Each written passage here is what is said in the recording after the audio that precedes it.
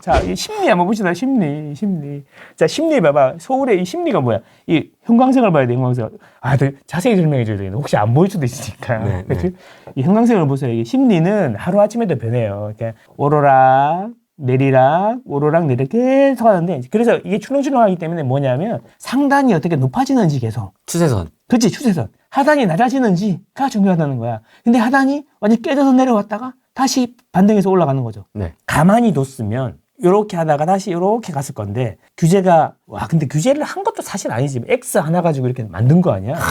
그 능력은 칭찬해줘야지. 그 새치혀. 아니, 뭐라 그래야 돼? 이제, 뭐, 이렇게 뭐, 손가락. 손가락 하나로. 와, 대단하지 않냐? 시장을 막. 그치. 요새 이제 욕 좀 먹더라. 뭐, 잘못 건드렸다가 다른 나라. 한인 회장님까지 글 올리시고 그러시고, 잘못 건드려가지고 지금. 그러니까, 그러면 안 돼. 이제, 이거, 큰일 나. 잠깐 잘못하면. 자, 그래서, 심리가 이제 뭐냐면, 매수 문의가 많으면 올라가고, 매도 문의가 많으면 내려가는 거거든요. 그러니까 매수 문의가 전체적으로 계속 추세적으로 많아지고 있었다가 만든 말인 거죠. 그죠? 일시적으로 내려갈 수도 있고 올라갈 수도 있지만, 추세적으로 계속 매수 문의가 많아지고 있다. 집을 사는 사람들이 많아지고 있다라는 게 팩트인데, 그쵸. 요것도 보면 바닥을 찍고 어떻게 돼요? 올라가고 있다. 제가 저번에 방송 나왔을 때 요때 왔거든. 요때. 살짝 있을 때. 그때 뭐라고 했냐면, 반등했는데 한 2, 3주 지켜봐야 된다. 왜? 항상 요런 데가 있거든, 요런 데가. 항상 보면 요렇잖아. 반등하다가 내려가고 이러잖아, 항상. 그래서 내가 지켜봐야 된다라고 했거든. 뭐, 했다가 다시 올라가죠. 그러니까 여기 보면 서울이 전체적으로 있는데 강남 지역을 한번 볼게요, 강남 지역. 강남은 추세를 완전히 이탈해버렸어요. 그러네요. 이탈했다가 어떻게 됐어요? 살짝. 꺾여가지고 다시 올라오고 있죠. 그죠? 올라오고 있죠. 강하게, 빠르게 올라오고 있죠. 그러니까 이 데이터하고 매수 문의하고 아까 한국 부동산은 데이터하고 일치하지 않냐 이거지. 그러니까 바닥을 찍고 올라오는 거야. 거의 동시에 움직입니다. 그러니까 모든 데이터가 한 곳을 바라보고 있다. 어디를? 고 하이어. 고 하이어. 렛츠고. 더 높은 곳을 바라보고 있다는 거지. 그치? 이게 중요한 거다. 60억 떨어지고 5억 빠졌다가 다시 올라가고 있다는 거야. 야, 30억에서 60억 돼갖고 5억 떨어지니까 박수를 그냥 전국이 모든 국민이 행복해지는 것처럼 이야기하더니 좋겠다. 사지도 못하는 집은 왜 그렇게 그러는 거야? 그냥 놔둬라. 알아서 하게 그냥. 배가 아픈 거죠. 강남구에 아파트 12만 채밖에 없고 그중에 30억 넘는 게 한 뭐 5만 원과 6만 원밖에 안 돼. 뭐 이렇게 목숨을 걸어. 우리 2,500만 세대가 있는데. 내가 가질 수 없다면 끌어내리자. 이런 거죠. 그런 걸 무슨 마인드라고 하죠? 무슨 마인드죠? 그게 레프트 마인드잖아요.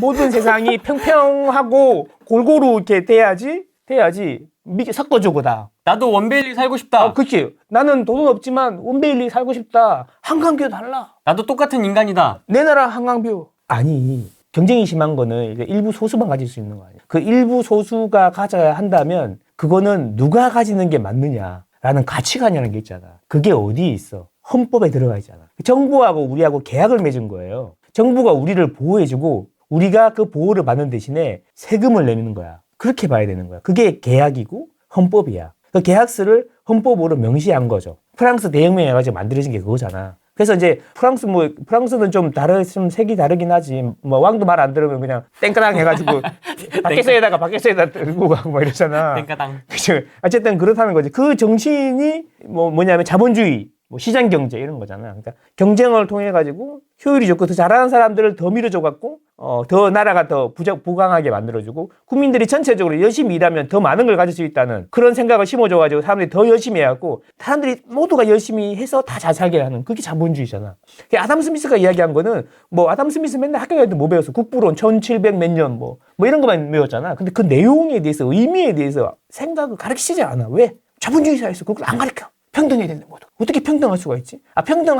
평등해야 되는 건 맞지만 능력이 다 다른데 그거를 어느 정도까지는 이렇게 맞추는 건 맞아. 평평하게 만들려고 하는 건 맞지. 근데 그 능력을 평평하게 만들어서는 안 된다는 거지. 그치? 성과를 조금 나누는 건 맞지만 능력을 평평하게 만들어서는 안 된다는 거지. 왜? 다른 사람, 전부 다 소고기만 달래? 그럼 소는 누가 키우냐고. 근데 소 키우는 사람은 욕을 해요. 얘는 나쁜 짓 해갖고 돈 버는 거지. 네가 돈을 많이 버는 게 이게 공평하고 공정하고 이게 나라가 이게 뭐야. 말도 안 돼. 좀 열심히 왜 있다고 이렇게 많이 가져야 맞아? 그게 나라야. 이게 우리의 기본 생각이고 그게 헌법에 녹아 있는데 이 가치를 훼손하면은 안 되는 거지. 그래서 이제 그게 우리나라는 자고 있죠. 자고 있죠. 재우는 거지 계속. 자는 게 아니고 자꾸 재우려고 그래. 안 깨워요? 자꾸 재우려 자라. 그게 뭐냐면 어느 정도껏 해야지. 아무것도 그러니까 내 이야기는 뭐냐면 강남에 좋은 집이 있어. 그러면 그 몇 명만 가질 수 있어. 왜냐면 5만 세 30억 넘어가는 한강뷰 보이는 거는 더 없겠지. 한 2, 3천 세대 된다고 칩시다. 그러면 그 2, 3천 세대를 누군가가 가져야 한다면 누가 가지는 게 맞는 거야? 하루씩 자? 아니잖아. 그럼 뭐 누가 가지는 게 맞는 거야? 그게 가치가. 근데 우리의 기본 가치는 열심히 일해서 성공한 사람들이 들어가는 게 그게 우리의 가치라는 거지, 현재는. 아니면 그러면 우리나라의 가치가 싫으면 어떻게 해야 되는 거야? 공평하게 뺑뺑이를 돌려야죠. 아, 뺑뺑이를? 임대주택을. 그러면 어떻게? 그러면 이제, 이렇게 로또 청약도 그래, 로또 청약. 나는 이해가 안 되는 게, 아니, 60억에 분양을, 30억에 분양을 할 수 있는 거를, 분양을 할 수 있는 거를, 18억에 분양을 하래. 그게 원밸리였잖아. 지금 60억 됐잖아. 18억에 분양을 하래. 그래서 이제 당첨만 되면 12억이 남는다 그랬거든, 그 당시에. 근데 지금 60억이 돼가지고 12억이 아니라 지금 48억이 남은 거냐? 그렇죠. 그 남은 거잖아. 근데 원래 있던 조합원들 있잖아요. 원래부터 거기 30년, 40년 사신 분들이 되게 많은데 그분들은 그냥 30억짜리를 무조건 18억에 팔아야 했어. 그러면 그분들이 손해보는 거를 누군가가 이익을 보는데 그러면 그 이익을 볼 사람을 어떻게 정할 거냐? 이거 아니. 그게 룰이 가점이라는 거야, 가점. 너무나도 어이없게 가점이라는 거야. 가점이라는 게 뭐야? 그냥 부모님 모시고 자식들 애 많이 낳고 그 다음에 단순히 청약통장 가입한 지 오래됐고 무주택으로 오래 살았다는 이유만으로 그리고 추가로 해서 대출이 안 나오기 때문에 18억이 현금으로 동원할 수 있다는 이유만으로 48억의 시세 차익을 조합이 가져가야 될 거를 그 사람이 가져가는 게 맞는 거야? 전혀 맞지 않죠. 그럼 만약에 그런 로또 청약이 있다면 어떻게 해야 되는 게 더 맞을까? 차라리 뺑뺑이 돌리는 게 더 맞지 않을까? 그렇지 않아? 차라리 그럴 거면 로또처럼 하든가. 진짜 로또처럼 하든가. 아니면 그냥 시장에 맡기면 되잖아. 그러니까 문제는 뭐냐면 이거를 되게 웃긴 게 뭐냐면 이 전 국민이 가스라이팅이 되어 있는 게 뭐냐면 야, 나는 진짜 어이가 없는데 서울에 집이 공급이 안 되는 이유가 있잖아요. 여러 가지가 있겠지만 사업성이 안 나와서 안 되는 것도 있었어요. 사업성이 왜 안 나온지 알아요? 분양가. 30억에 팔 수 있는 거를 18억에 팔아라 그러니까 그런 것도 있고 그 사업성이 안 나면 각종 규제에 세금에 그 비용이 점점 커지니까 공사비도 올라가고 비용이 점점 커지니까 그 비용을 가격에 다 반영할 때까지 분양이 안 되는 거야. 그래서 공급이 줄어드는 거거든. 그런 거거든. 결국 뭐냐면 그런 규제를 하면서 비용을 늘리는 거. 세금은 비용이잖아. 세금 늘리고 뭐 늘리고 이게 전부 다 가격에 반영될 때까지 분양을 안 하는 거죠. 그래서 뭐냐면 그래서 제일 비싼데 반포부터 분양을 했잖아. 비용이 다 상세가 될 정도로 가격이 비싸니까. 결국 뭐냐면 규제가 결국엔 집값을 올리는 거지. 길게 보면은. 근데 우리의 논리는 뭐냐면 분양가 상한제 논리 이거예요. 야, 신축이 들어오면 주변 집값이 올라. 그래서 신축이 잘못한 거야. 진짜. 그래서 신축이 들어오면 안 돼. 그 신축이 들어오면 안 돼. 그래서 규제를 해야 돼. 왜? 다른 사람이 기분이 안 좋으니까. 그렇죠. 그리고 지금 전체적으로 다 비슷하게 살아야 되는데 왜? 그러면 강남 사람들만 이익 보내? 이렇게 얘기하는 거지. 근데 신축을 그래도 꾸역꾸역 짓겠다는 놈들이 있대. 그러면 지어줬는데 그러면 60억짜리인데 너무 비싼 것 같으니까 30억에 팔아라. 이게 분양가 상한제잖아. 그래서 로또 청약이 생기잖아. 결국 뭐냐면 신축이 들어와서 주변 집값이 오르는 거니까 신축이 잘못한 거야. 근데 그걸 다 박수치고 있어. 근데 그 돈이 많이 났는데 누구 가지고 가요? 그러면 보자. 그러면 무주택이 오래됐고 말도 안 되는 거. 옛날에는 불임수술하면 주고 그랬잖아. 그게 그러면 우리가 열심히 사는 거랑 뭔 상관이 있어? 어차피 강남에 현금 부자들만 현금 동원할 수 있는 사람들만 사는 거야. 원래부터 부자였던 사람들인 거야. 그런 사람들한테 주는 거야. 그럼 우리랑 무슨 상관이 있어? 젊지만 성실히 일했는데 돈도 없고 취직도 오래 못 해가지고 모으는 것도 없고 이런 사람이랑 무슨 상관이 있는 거야? 아무 상관이 없잖아. 그냥 옛날부터 현금 많고 부자였던 사람이 그냥 30억, 48억을 가져가는 거지. 30년 동안 살아온 조합원들은 그런 거 없고. 와, 이게 뭐가 맞는 거냐 이거지. 그래서 만약에 그래서 이 분양가 상한제를 안 하면 무슨 일이 생길까? 그러면은 공급이 엄청 늘어나겠죠. 서울에 공급이 늘어나겠죠. 돈이 되니까, 비용이 적으니까 낮은 가격에 분양을 하겠죠. 생각을 해봐라. 10억짜리 아파트가 10억 하는데 원가가 11억이에요. 그럼 누가 분양해요? 장식이 아니잖아, 이거. 생각을 해봐. 머리는 못 박을 때 쓰는 게 아니잖아. 그래, 못 박을 때 쓰는 게 아니잖아. 그러면 비용이 11억이면 10억에 분양 안 하지. 누가 총 맞았어요? 그죠? 자선사업 하는 거잖아요. 누가 해요? 안 하죠. 그래서 그게 12억이 되고 13억이 되고 15억이 되면 원가가 11억이니까 4억이 남네? 하는 거 아니야. 근데 15억이면 주변 가격이 오르니까 신축이 잘못한 거잖아. 그치? 맞지? 맞아. 얘들 잘못했어. 얘 몇 명이 다 먹고 있네. 잘못했네.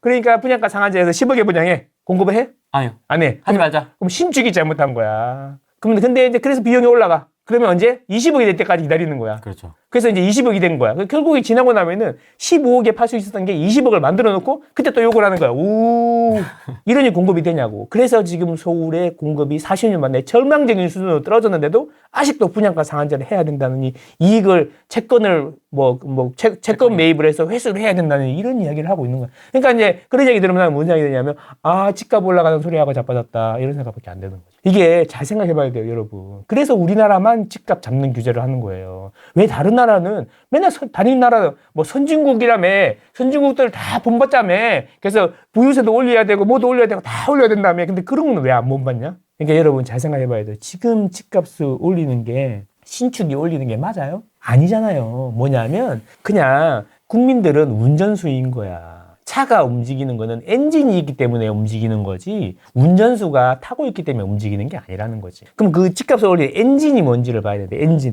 엔진은 부족한 공급과 늘어나는 돈이라는 거죠. 이번에도 전쟁은 이란에서 났는데 우리나라에서 돈 부린다고 하더라고. 지금 기름이 없어서 전쟁 지원금. 그렇게 전쟁 어디를 뭘 지원해 주는지 봤더니 막 황당한 데도 많긴 하던데. 문화예술. 그러니까 중국인 관광객이 들어오는데 도움을 주는 그런 것들을 많이 한다면서요. 진짜. 그게 이제 삭감이 됐던 거를 몇 배로 불려서 다시 한다고. 왜냐하면 관광을 활성화해야 되니까. 더 많은 중국 국민들이 인민들이지. 그 사람도 인민들이지. 중국 린민들이 오셔가지고 이렇게 많이 돈을 써주셔야 우리나라가 또 올라가는 거니까. 1년이 있어. 1년이 있는데, 그러면 미국 관광객이나 동남아 관광객은 왜 지원해 주는 거죠? 또 가짜뉴스라고 할 수 있으니까. 잘 모르지만, 가짜뉴스일 수도 있어요. 어쨌든 그렇다는 거죠. 6월 전에 중국 인민들이 이거는 진군이 형한테 들어. 근데 몰라. 이건 홍철이 형한테 물어봐야 돼. 홍철이 형한테 물어봐야지. 나는 잘 모르겠어. 이거 뭐지? 하고 됐다. 아니, 나 홍철이 형한테 물어. 나는 모르겠어. 나는 잘 모르겠어. 물어봐야 되겠다. 진군이 형이나 홍철이 형한테 물어봐야겠다. 왜 6월 전에 뿌리는지 합리적인 의심. 의심이 든다. 합리적인 의심이 든다. 다시 부동산으로 들어가자. 신축이 집값을 올리는 게 아니고요. 엔진을 봐야 된다. 엔진을 봐야 되는 거야. 신축이 집값을 올리는 게 아니고 실제로는 집값을 올리는 거는 부족한 공급과 재화가 희소하기 때문에 가격이 오른다는 거 우리 배웠잖아요, 다. 네. 다 알잖아요. 기본이잖아요. 그러니까 뭔가 못 지으니까 희소해지니까 가격이 오르는 거죠. 그리고 똑같이 똑같은 상황에서도 돈이 많아지니까 오르는 거죠. 돈을 계속 찍잖아요. 이번에 찍잖아요. 돈을 찍길래 그래. 집값 올라가는 소리가 집값 올라가는 소리를 하고 있구나 이런 생각밖에 안 드는 거야 내 이야기는. 거기다가 이제 공급을 채권 입찰제를 한다 그러니까 더 이제 돈이 안 되니까 더 많이 공급이 안 돼 비용이 올라가니까 공급이 더 안 되는 거죠. 근데 문제는 뭐냐면 이제 강남이나 서울도 아파트 가격이 많이 올랐거든요. 맞습니다. 그 18억 안 하는 데가 18억. 18억 여기 아니야. 그러니까 18억이야. 서울이 그래 18억이야 18.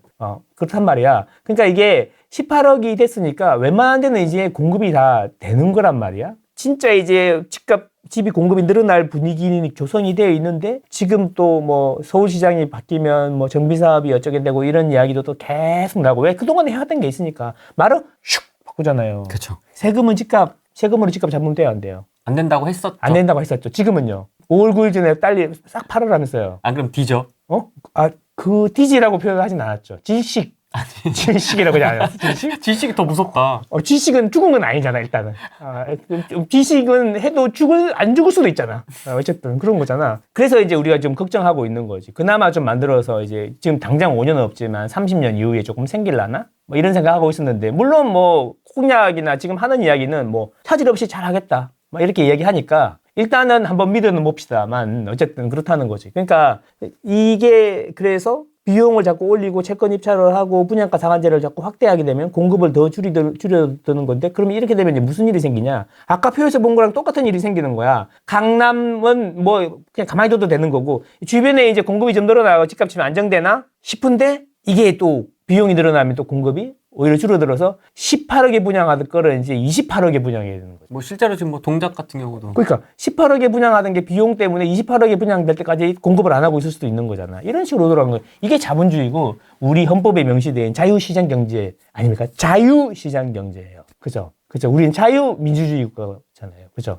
그런 거 아니었어요? 그죠? 근데 자꾸 이 시장을 옥죄는 걸 하면서도 계속 집을 올린 사람은 운전수다. 차가 이렇게 잘 나가는 이유는 운전수다. 국민이다. 네가 돈 찍었어? 아니 돈이 많아지니까 집값 올라가자. 네가 돈 찍었냐고. 내가 돈 찍었어? 아니 그러면 뭐 아파트를 내가 짓냐고. 네가 졌어? 네가 안 졌어? 내가 안 졌어? 그럼 아파트 짓고 돈 찍어야 되는 거 국민이에요? 국가가 하는 거잖아요. 국가가 한국은행이 하고. 그러면 그거를 결국엔 근본적으로 장기적으로 보면은 이게 뭐 장기적으로 보면 아니 뭐 소꿉장난도 아니고 초등학생들 학생회도 이렇게 안 해. 그치? 장기적인 계획을 봐야 되는 거잖아. 6월 2일에 초점을 맞춰가 정책을 하니까 6월 2일 이후에는 어떡할 건데? 경고했잖아. 6월 2일 이후에. 매물 잠기면서 가격이 올라간다고. 점상화가 온다고 했잖아. 벌써 근데 바닥 찍었잖아. 그러니까요. 어떡할 거야? 이 좀 빨리 왔다니까 큰일 났어. 그래서 지금 더 나올 수도 있어. 지금 보니까 내가 보기에는 더 나올 수도 있어. 이겨야 되니까. 여러분들 주거 안정은 상관없어. 무슨 상관이야. 여러분들 주거 안정이랑 정치인들이랑 관계 없을 수도 있어요. 믿지 마요, 너무. 그래서 너무 믿지 마요.